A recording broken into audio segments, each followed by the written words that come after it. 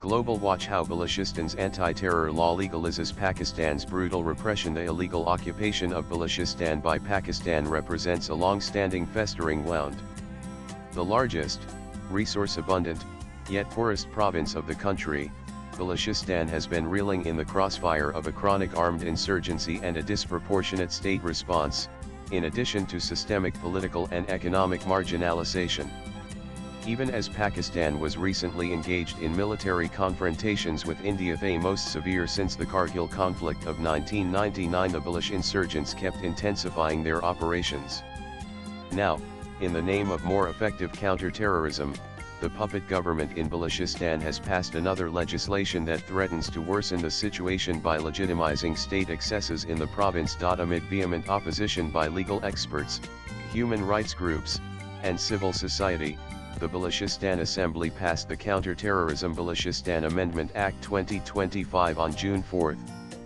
The legislation, which makes new inclusions into the 1997 Anti-Terrorism Act, authorizes armed forces, civil armed forces, and intelligence agencies to preventively detain a person for up to 3 months without any charges or trial. Eliminating judicial oversight, joint investigation teams can now issue detention orders, seize property or other possessions, and conduct ideological or psychological profiling of the detainees, all on their own accord. The act has been put in place for 6 years, after which it can be extended for a period of 2 years if the provincial government thus notifies. Collective suppression under the garb of combating insurgency and terrorism is far from new in Balochistan. Particularly since the mid-2000s, the Pakistani state has notoriously enacted a kill and dump policy and forged an atmosphere where the threat as well as execution of enforced disappearances, custodial torture and killings, fake encounters, and arbitrary detention is part of daily life. This month itself, Pakistan-based human rights organization, the Baloch Yakjeti Committee (BYC), in its biannual human rights report, revealed that 752 people were forcibly disappeared from January to June 2025, out of which 181 were later released and 25 died in custody.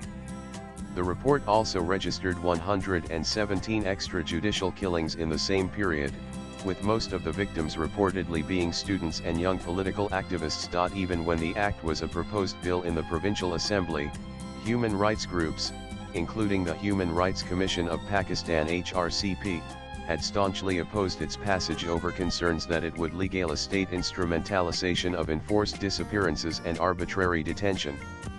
After it was adopted, the HRCP condemned the sweeping powers of preventive detention outlined by the Act, which undermine civilian law enforcement domain by involving military personnel in the oversight boards, and contravene the country's constitutional obligations under Article 10 legal safeguards for those arrested or detained, as well as its commitments under the International Covenant on Civil and Political Rights.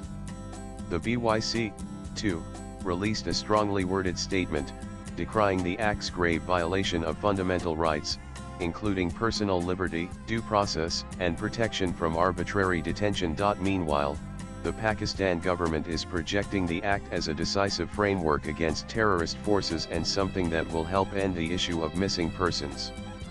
Balochistan Chief Minister Sarfaraz Bugti described it as a milestone which, according to him, will counter the organized conspiracy and false allegations against state institutions regarding enforced disappearances. Bugti also claimed that the insurgency in Pakistan-occupied Balochistan is a foreign intelligence agency-driven war against Pakistan, a narrative that has been parroted for a long time by the Pakistani establishment. This absolute denial and deflection by the authorities point to their utter unwillingness to acknowledge, address, and resolve the plight of the Baloch people, further alienating them and fueling the militancy. The Baloch people are already subjected to an extremely stifled environment, wherein demands of accountability from the state are constantly misconstrued as separatism, justifying excessive crackdown and harassment.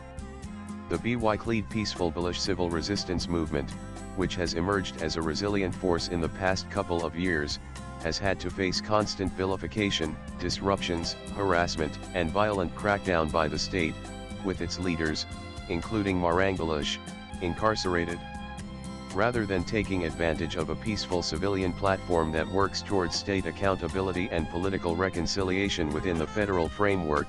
The heavy-handed response of the Pakistani state creates conditions where peaceful political activism loses relevance and the people, particularly the youth, increasingly view armed insurgency as the only alternative. Swipe left for next video. Within the context of an ever-ascending insurgency, progressively alienated people, rising attacks on CPEC workers and projects as well as Punjabi migrants, the newly passed Amendment Act will certainly estrange the Baloch people further.